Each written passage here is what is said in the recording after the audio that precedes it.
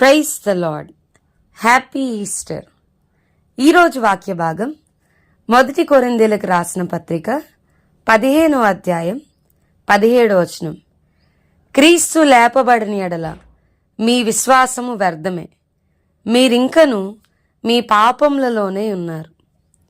ఈరోజు ఈ వాక్య భాగం ద్వారా దేవుడు మనతో మాట్లాడుతూ ఉన్నారు. ఈ పునరుద్ధాన దినమందు ఈ ఈస్టర్ రోజున 1 కొరింథీయులకు రాసిన పత్రిక 15వ అధ్యాయం 17వ వచనం చూస్తే కనుక, ఒకవేళ క్రీస్తు లేపబడకపోతే మన విశ్వాసం వ్యర్థమే, మీరింకా పాపంలోనే ఉన్నారు. అంతేకాదు, క్రీస్తునందు నిద్రించిన వారును నశించిరి అని చెప్పని. అసలు ఆ సువార్త యొక్క సారాంశం ఏంటి? సువార్తను పరిపూర్తి చేసింది, కంప్లీట్ చేసింది ఏంటి? ఏది క్రీస్తును భిన్నంగా యునిక్గా చేసింది? ఈయన మాత్రమే దేవుడని ప్రకటించడానికి గల కారణం ఏంటి? మనం ఆలోచిస్తే గనక ఈ 1 కొరింథీయులకు రాసిన పత్రిక 15వ అధ్యాయంలో పౌలు గారు మాట్లాడుతూ, నాకియబడిన ఉపదేశమును మొదట మీకు అప్పగించి తిని, అదేమనగా లేఖనముల ప్రకారము క్రీస్తు మన పాపముల నిమిత్తము మృతి పొందెను, సమాధి చేయబడెను, లేఖనముల ప్రకారము 3వ దినమున లేపబడెను. ఇదే సువార్త. ఉపదేశం ఏంటి అంటే, మన కోసం ఆయన సిలువ వేయబడ్డారు, సమాధి చేయబడ్డారు, 3వ దినమున తిరిగి లేపబడ్డారని కదండి. చాలామంది సమాధులు మూయబడి ఉన్నాయి, కానీ ప్రపంచవ్యాప్తంగా ఇప్పటి వరకు ఎవర్ ఇన్ ద హిస్టరీ ఒకే ఒక్క సమాధి ఖాళీ సమాధిగా ఉంది.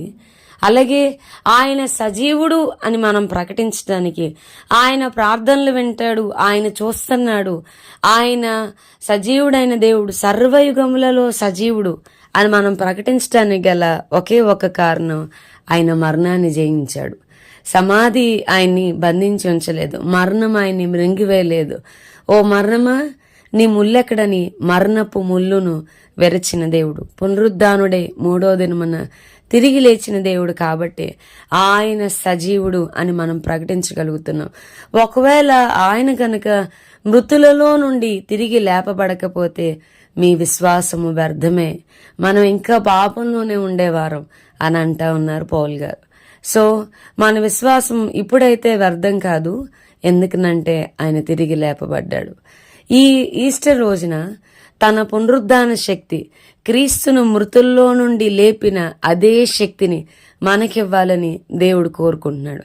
ఆ పునరుద్ధాన బలాన్ని మన జీవితాల్లో దేవుడు కనుపరచాలని ఆయన కోరుకుంటున్నాడు.